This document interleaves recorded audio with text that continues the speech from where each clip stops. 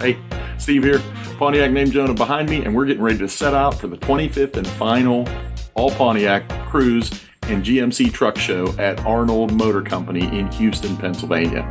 Arnold sold Pontiacs from the time that they began, 1926, to the end in 2010. I ran across a couple of guys at Allenport a few weeks ago, and they had told me that this is something that I don't want to miss. So I sent my $10, and I don't really know what to expect, but I'm kind of excited. So we're going to set out, and not before making a pit stop first, the place that I usually hit all the time. So we'll see what happens.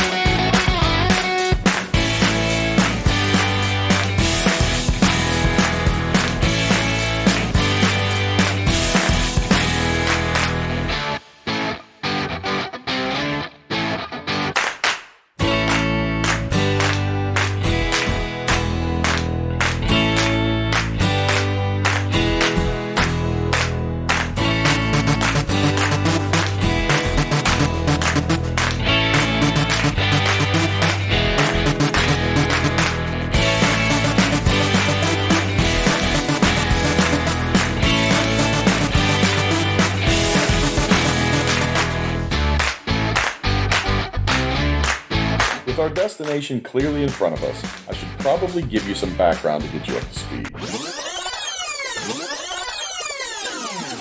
Founded in 1889, Arnold Motor Company became one of the premier GM dealers in southwestern Pennsylvania in the 50s, 60s, and 70s.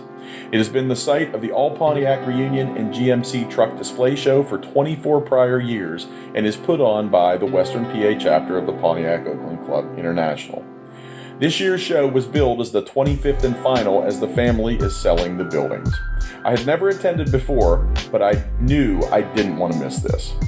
Sadly, Bob Arnold passed away in November of 2020, but not before a pretty lengthy list of accomplishments. From his obituary.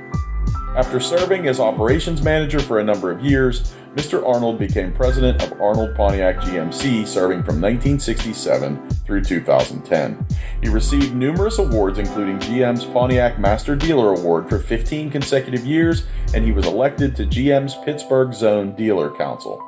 Mr. Arnold led the formation of the Western Pennsylvania Pontiac and GMC Dealer Ad Associations, where he served terms as president in both. From 2010 until the time of his death, he served as president of Arnold Motor Company. While Bob was earning sales and customer service awards, some of which you'll see pretty soon, something just as special was taking place a short 2-minute drive away in Canonsburg, Pennsylvania. Do you recognize this building as it stands now? Maybe then.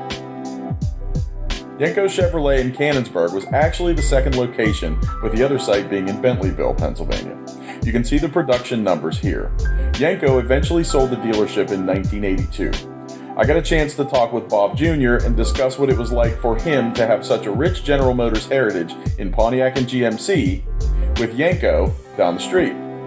He remembered washing cars out on the used lot, seeing Yenko's Chevys drive by thinking, who the heck would want one of those? Now they go for big cash. But when Pontiac's in your blood, it's in your blood, I guess. As you can see, southwestern Pennsylvania was a GM hotbed in that era, and that makes Arnold Pontiac that much more special. Now, I'll leave you with an interview from the Western PA chapter, Pontiac-Oakland Club International President Gary Gordon, and what may very well be the last footage of a local legend. Enjoy.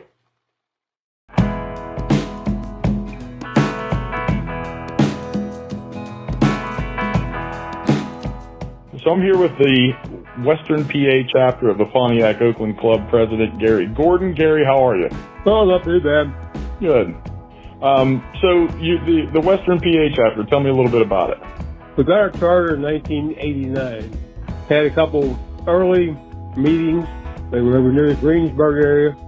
In a year or so before that, if I can remember, there was quite a bit of interest to begin with. And then there was a convention in Dayton, P.O.C.I. convention, and we were there, and that's when we received our charter. How many years have you been president of the chapter? Seems like forever, but hasn't been that long. I mean, it's been long enough. Well, I decided to give it up when my mother-in-law moved in with us, and she was in failing health, so I had Ron Gunn took over president. And then I got it back again, and I've been president ever since. Okay. I tell them I want to give up presidency, everybody steps back. Or says, don't worry about it, just keep on going. You're president again for another year. How long did you know Bob Arnold? Well, I actually met him the first time we were down. Joe Wheat was very instrumental in getting us down. He knew Bob. He was also a collector of cars. Yes. And he had a couple of older Pontiacs, and Joe would go down there, and Bob had a stash of parts. So, okay. And then he always was helpful in getting parts for Joe Wheat. So he talked to him, and we started down there then. And this year was actually 25 years. Yes. So we've been at it. I mean, other than last year, Bob has always been around. We needed something, he's been there. Him and his wife. Well, his wife passed away a couple of years ago, and then Bob passed away last year. He did sell a lot of the stuff off and stuff, which was a shame because it was one of the first dealerships around here that had Pontiac. Them and Mikan were both there from the start to the finish. Yeah, I mean, that's a pretty long resume from start to finish. Yeah, Bob's always been a great guy. I mean, he's always been nice to us. And so we'd start other things and turn it into a reunion. And if we had the money, we made a dash plaque. If not, we didn't have it.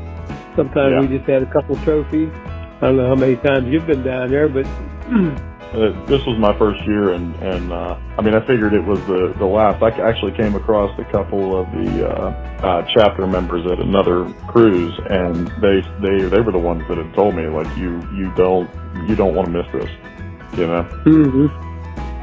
And I said, oh, well, I if it's going to be the 25th and final one, then yeah, it's probably a good thing to go to. I had a great time. I thought it was a lot of fun. We used to fill a used car lot up completely. We even blocked the roads. Wow. We've even had cars in two other lots. Bob used to own, if you're familiar with Houston there, but if you went down towards the Pumpkin Festival. Yes. If you walk down that way, on the left-hand side walking towards the festival, there's what looks like to be an old dealership there. Yes. That was Bob's Dodge dealership. And the lot across the street was a used car lot. There was nothing on it, and Bob built a little building on there. And that had to be back in 2004, 2005. He built that building back there. Oh, okay. So if we had an overflow, we started at the Pontiac dealership, moved down to the Dodge dealership, and that's where Bob used to store his cars. On the second floor up there. And then he had built a building there, and then he ended up selling the building. There was a hydraulics place in there, and he had put a building up over there for a used car lot. So he had a used car lot there for not very long, and then he sold that lot. So we moved back to the dealership. What do you think your typical attendance was throughout the years? 50 to 60 every year, no problem. Okay. I mean, we moved to October trying to get more people to come in. Bob knew about the Pumpkin Festival because he owned quite a bit of property in Houston at one time. Yeah, Bob Arnold was Houston, I think, to a lot of people that knew of him. Yeah. Were there any year shows that stood out in particular over others, or are there any that stick out in your mind more than others? No, every time they had a good showing, I was happy. Yes. Simple. I mean, there was times that we've been down there, it's been cold and rainy, and yeah, you couldn't have asked for a better day, no doubt. Oh yeah, it was been fairly fortunate. Yes. with our shows over the years. Was Bob a member of the Western PA chapter for the entire time that it existed? Yes. Okay. Pretty close. He's been a member of P.O.C.I. for a long time, which is Pontiac Oakland Club. I figured he would have been, yeah. He was a member of that for a long, long time. Wasn't Bob supposed to build a new location, a new spot for the dealership not too long before that? Before the death of Pontiac? Yeah, GM wanted to build one, go out on 19 and build a big dealership out there, and he says, I'm not going in debt. He said, they're not helping, so why should I go out? He said, spend $1 million or so to put a new building up. He said, they're not guaranteeing me that they're going to give me a Buick dealership with it, but they want me to go out and build a new Pontiac-GMC dealership. He would have probably got Buick. He probably would have been all right. Possibly. But they pulled everything. He wouldn't go out and build a new dealership. So, I mean, I think that's why a lot of these dealerships were building new places. The pressure. And so what happens, you lost Olds, you lost Buick, because they were retracting Buick, they were retracting Cadillac. A lot of places had Buick, Cadillac, Olds, so you lose Olds. So what did they do? They pulled the Cadillac. They said, well, we're making Cadillac more exclusive. And they pulled it. We're going to have one dealership in an area. Yeah. They pulled everything from them. So strange to me. It's very, very, I don't know. It's a strange decision. I mean, I guess economic downturns have unexpected results, but I still can't believe as many GMs as I owned, growing up, and as my family before that a lot of the makes are gone. Yep. They shuttered Oldsmobile to keep Saturn. Yes. And that was a stupid thing to do. Yeah. So, in the end, you lost Saturn, you lost Oldsmobile. Well, Gary, I appreciate you taking some time for me. This was something that I really enjoyed, and I had a great time. And you will definitely be hearing from me on the membership front soon. Yeah. If you need anything else, just give me a shout. Thanks. I appreciate it. Take care.